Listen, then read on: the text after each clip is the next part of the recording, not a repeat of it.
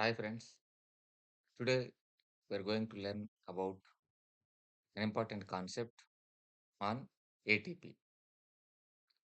What is ATP and what its structure contains?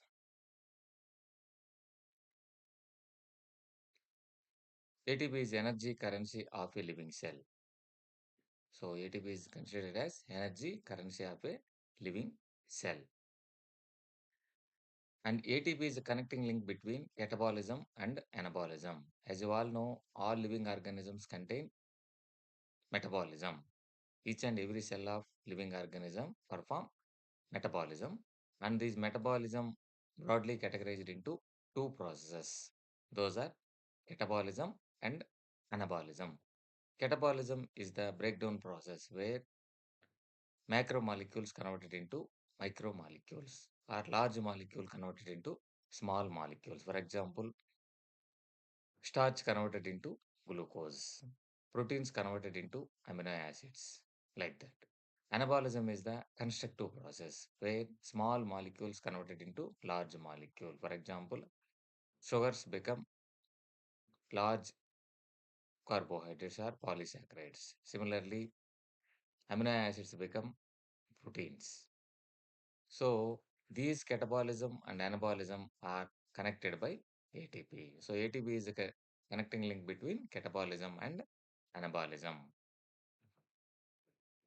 And ATP is a ribo or RNA nucleotide. It is not DNA nucleotide. So it is a RNA or ribonucleotide.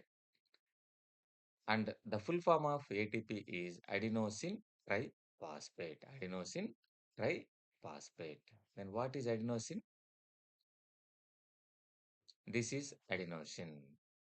So adenosine contain two parts. One is adenine, that is a nitrogen base, and another one is ribose, is a pentose sugar.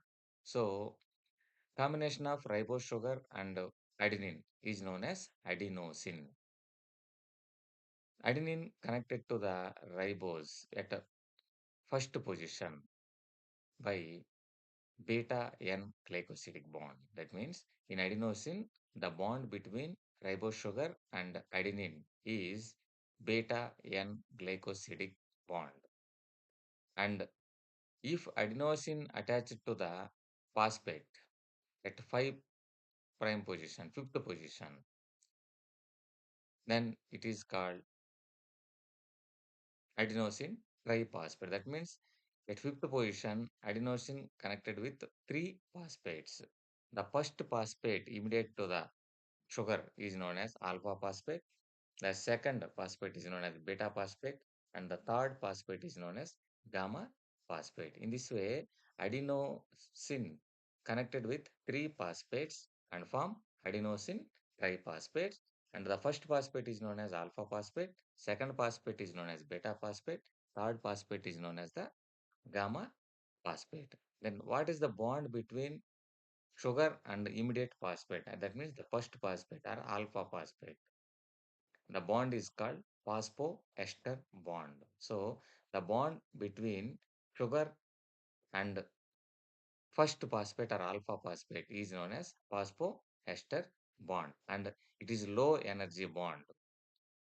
Please remember that is low energy bond. And the bond between the first phosphate and the second phosphate, or the bond between alpha phosphate and beta phosphate, is phosphoanhydride bond, which is high energy bond. Whenever it breaks down, it gives energy. So the bond between first phosphate and second phosphate is phosphoanhydride bond, and it is high energy bond. Similarly, the bond between second phosphate and third phosphate, that is beta phosphate and gamma phosphate, is also phosphoanhydride bond. This is also high energy bond. So adenosine connected with the three phosphates. The first phosphate connected to the sugar by phosphoester bond. The second phosphate connected to the first phosphate by phosphoanhydride bond. The third phosphate connected to the second phosphate by also by phosphoanhydride bonds.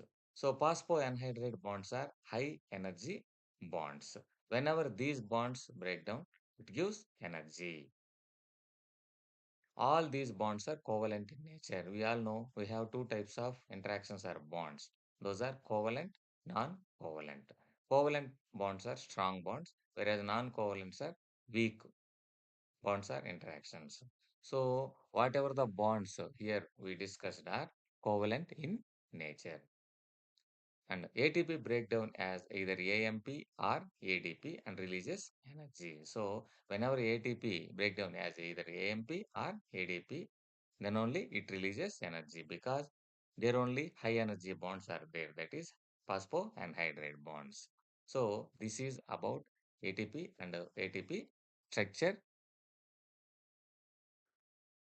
Thank you.